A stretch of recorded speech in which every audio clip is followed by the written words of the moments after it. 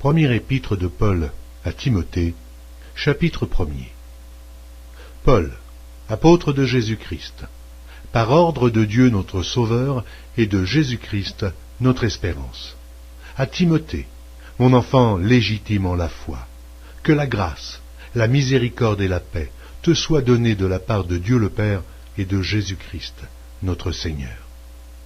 Je te rappelle l'exhortation que je te fis à mon départ pour la Macédoine, lorsque je t'engageais à rester à Éphèse, afin de recommander à certaines personnes de ne pas enseigner d'autres doctrines, et de ne pas s'attacher à des fables et à des généalogies sans fin, qui produisent des discussions plutôt qu'elles n'avancent l'œuvre de Dieu dans la foi.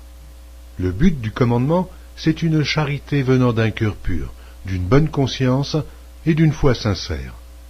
Quelques-uns s'étant détournés de ces choses, se sont égarés dans de vains discours. Ils veulent être docteurs de la loi, et ils ne comprennent ni ce qu'ils disent, ni ce qu'ils affirment. Nous n'ignorons pas que la loi est bonne, pourvu qu'on en fasse un usage légitime, sachant bien que la loi n'est pas faite pour le juste, mais pour les méchants et les rebelles, les impies et les pécheurs, les irreligieux et les profanes, les parricides, les meurtriers, les impudiques, les infâmes, les voleurs d'hommes, les menteurs, les parjures, et tout ce qui est contraire à la sainte doctrine, conformément à l'évangile de la gloire du Dieu bienheureux, évangile qui m'a été confié.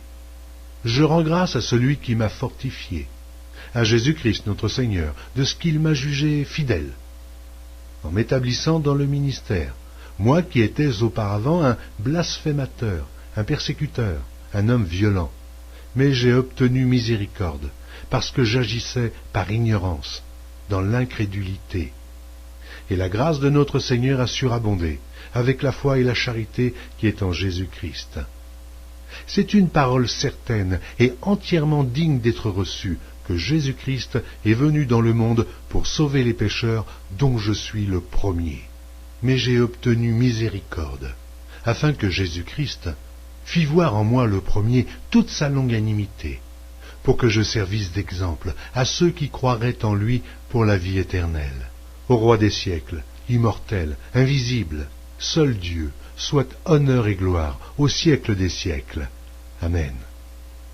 Le commandement que je t'adresse, Timothée, mon enfant, selon les prophéties faites précédemment à ton sujet, c'est que, d'après elles, tu combattes le bon combat, en gardant la foi et une bonne conscience. Cette conscience, quelques-uns l'ont perdue, et ils ont fait naufrage par rapport à la foi. De ce nombre sont Hyménée et Alexandre, que j'ai livrés à Satan, afin qu'ils apprennent à ne pas blasphémer.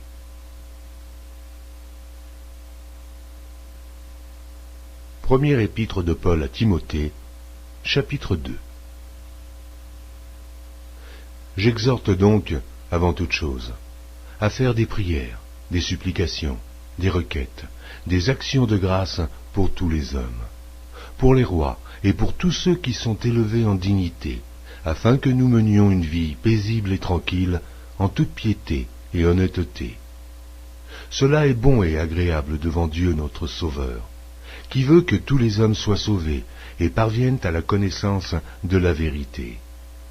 Il y a un seul Dieu, et aussi un seul médiateur entre Dieu et les hommes, Jésus-Christ, homme, qui s'est donné lui-même en rançon pour tous.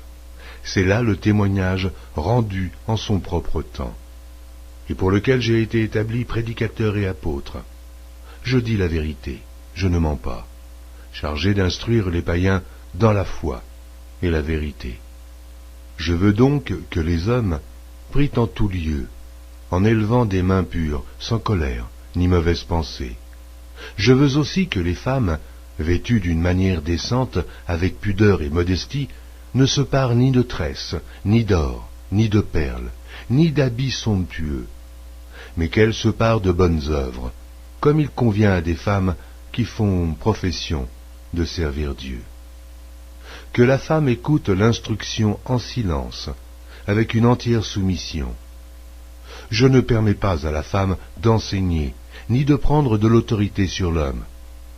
mais elle doit demeurer dans le silence. Car Adam a été formé le premier, Ève ensuite. Et ce n'est pas Adam qui a été séduit, c'est la femme qui, séduite, s'est rendue coupable de transgression.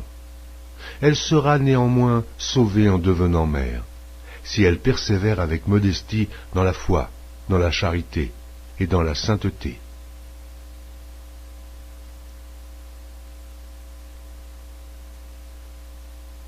Première épître de Paul à Timothée, chapitre 3. Cette parole est certaine. Si quelqu'un aspire à la charge d'évêque, il désire une œuvre excellente. Il faut donc que l'évêque soit irréprochable, mari d'une seule femme, sobre, modéré, réglé dans sa conduite, hospitalier, propre à l'enseignement. Il faut qu'il ne soit ni abonné au vin, ni violent, mais indulgent, pacifique et désintéressé. Il faut qu'il dirige bien sa propre maison et qu'il tienne ses enfants dans la soumission et dans une parfaite honnêteté. Car si quelqu'un ne sait pas diriger sa propre maison, comment prendra-t-il soin de l'Église de Dieu? Il ne faut pas qu'il soit un nouveau converti, de peur qu'enflé d'orgueil, il ne tombe sous le jugement du diable. Il faut aussi qu'il reçoive un bon témoignage de ceux du dehors, afin de ne pas tomber dans l'opprobre et dans les pièges du diable. Les diacres aussi doivent être honnêtes, éloignés de la duplicité, des excès du vin, d'un gain sordide, conservant le mystère de la foi dans une conscience pure.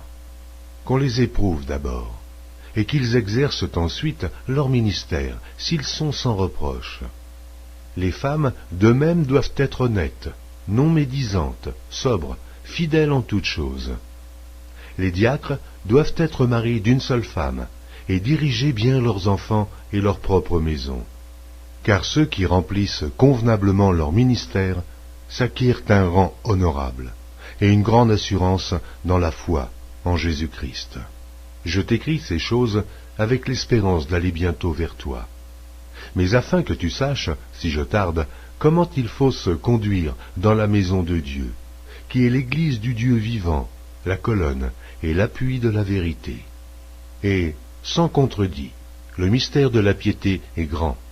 Celui qui a été manifesté en chair, justifié par l'Esprit, vu des anges, prêché aux gentils, cru dans le monde, élevé dans la gloire.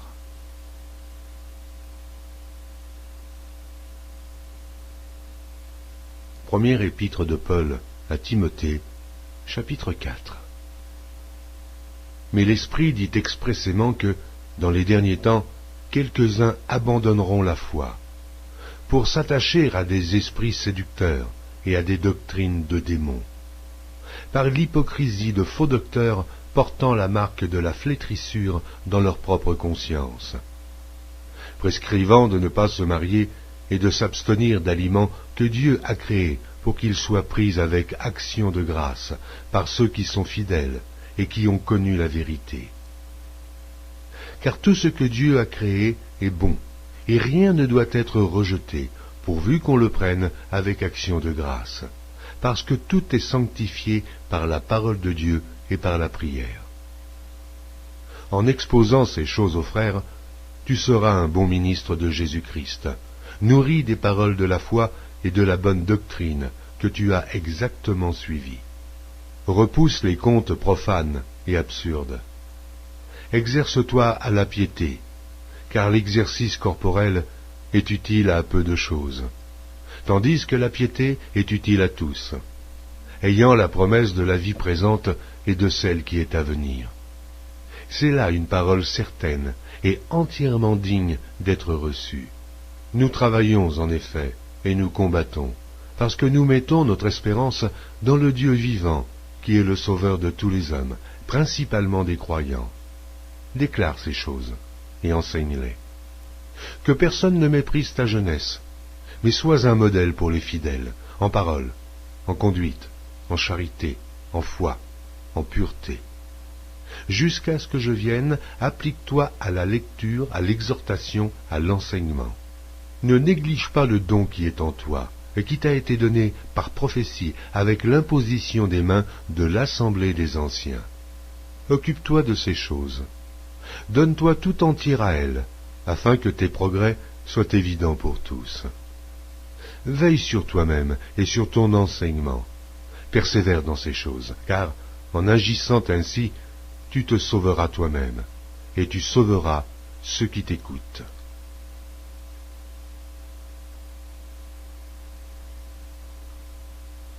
Première épître de Paul à Timothée, chapitre 5. Ne réprimande pas rudement le vieillard, mais exhorte-le comme un père. Exhorte les jeunes gens comme des frères, et les femmes âgées comme des mères, celles qui sont jeunes comme des sœurs, en toute pureté. Honore les veuves qui sont véritablement veuves. Si une veuve a des enfants ou des petits-enfants, qu'ils apprennent avant tout à exercer la piété envers leur propre famille, et à rendre à leurs parents ce qu'ils ont reçu d'eux, car cela est agréable à Dieu. Celle qui est véritablement veuve, et qui est demeurée dans l'isolement, met son espérance en Dieu, et persévère nuit et jour dans les supplications et les prières. Mais celle qui vit dans les plaisirs est morte, quoique vivante. Déclare-leur ces choses, afin qu'elles soient irréprochables.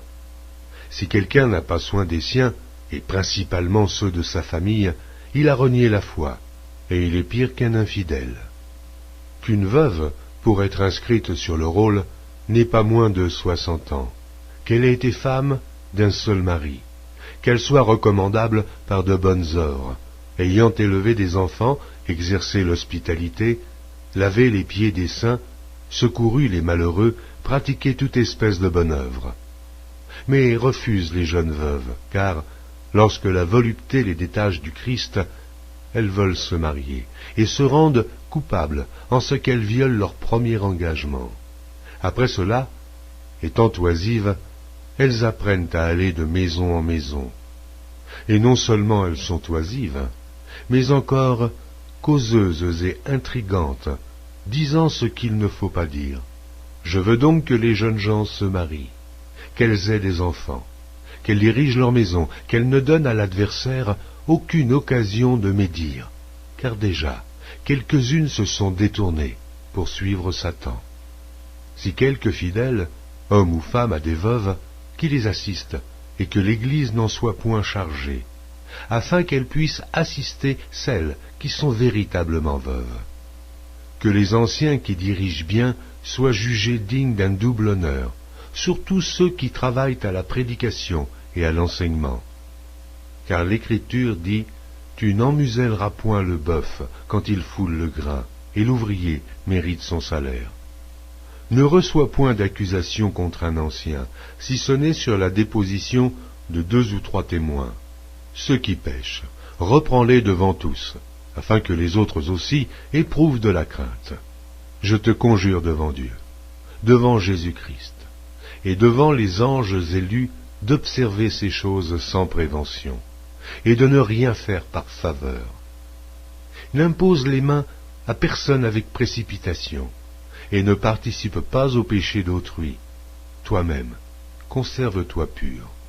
Ne continue pas à ne boire que de l'eau, mais fais usage d'un peu de vin à cause de ton estomac et de tes fréquentes indispositions. Les péchés de certains hommes sont manifestes, même avant qu'on les juge, tandis que chez d'autres, ils ne se découvrent que dans la suite.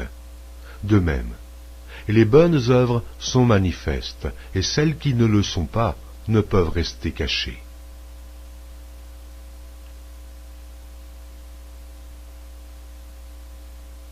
Première épître de Paul à Timothée, chapitre 6. Que tous ceux qui sont sous le joug de la servitude regardent leur maître comme digne de tout honneur, afin que le nom de Dieu et la doctrine ne soient pas blasphémés. Et que tous ceux qui ont des fidèles pour maîtres ne les méprisent pas, sous prétexte qu'ils sont frères, mais qu'ils les servent, d'autant mieux que ce sont des fidèles et des bien-aimés qui s'attachent à leur faire du bien. Enseigne ces choses, et recommande-les. Si quelqu'un enseigne de fausses doctrines et ne s'attache pas aux saines paroles de notre Seigneur Jésus-Christ et à la doctrine qui est selon la piété, il est enflé d'orgueil. Il ne sait rien. Et il a la maladie des questions oiseuses et des disputes de mots, d'où naissent l'envie, les querelles, les calomnies, les mauvais soupçons, les vaines discussions d'hommes corrompus d'entendement, privés de la vérité et croyant que la piété est une source de gain. C'est en effet une grande source de gain que la piété, avec le contentement. Car nous n'avons rien apporté dans le monde, et il est évident que nous n'en pouvons rien emporter. Si donc nous avons la nourriture et le vêtement, cela nous suffira. Mais ceux qui veulent s'enrichir tombent dans la tentation, dans le piège, et dans beaucoup de désirs insensés et pernicieux qui plongent les hommes dans la ruine et la perdition. Car l'amour de l'argent est une racine de tous les maux. Et quelques-uns, en étant possédés, se sont égarés loin de la foi, et se sont jetés eux-mêmes dans bien des tourments. Pour toi, homme de Dieu, fuis ces choses, et recherche la justice, la piété, la foi, la charité, la patience, la douceur. Combat le bon combat de la foi. Saisis la vie éternelle, à laquelle tu as été appelé, et pour laquelle tu as fait une belle confession en présence d'un grand nombre de témoins. Je te recommande devant Dieu, qui donne la vie à toutes choses, et devant Jésus-Christ, qui fit une belle confession devant Ponce Pilate, de garder le commandement, et de vivre sans tache, sans reproche, jusqu'à l'apparition de notre Seigneur Jésus-Christ, que manifestera en son temps le bienheureux et seul souverain, le roi des rois et le Seigneur des seigneurs, qui seul possède l'immortalité, qui habite une lumière inaccessible, que nul homme n'a vue ni ne peut voir, à qui appartiennent l'honneur et la puissance éternelle. Amen. Recommande aux riches du présent siècle de ne pas être orgueilleux, et de ne pas mettre leur espérance dans des richesses incertaines, mais de la mettre en Dieu, qui nous donne avec abondance toutes choses pour que nous en jouissions. Recommande-leur de faire du bien, d'être riches en bonnes œuvres, d'avoir de la libéralité et de la générosité, et de s'amasser ainsi pour l'avenir un trésor placé sur un fondement solide, afin de saisir la vie véritable. Ô Timothée, garde le dépôt, en évitant les discours vains et profanes et les disputes de la fausse science, dont font profession quelques-uns, qui se sont ainsi détournés de la foi. Que la grâce soit avec vous.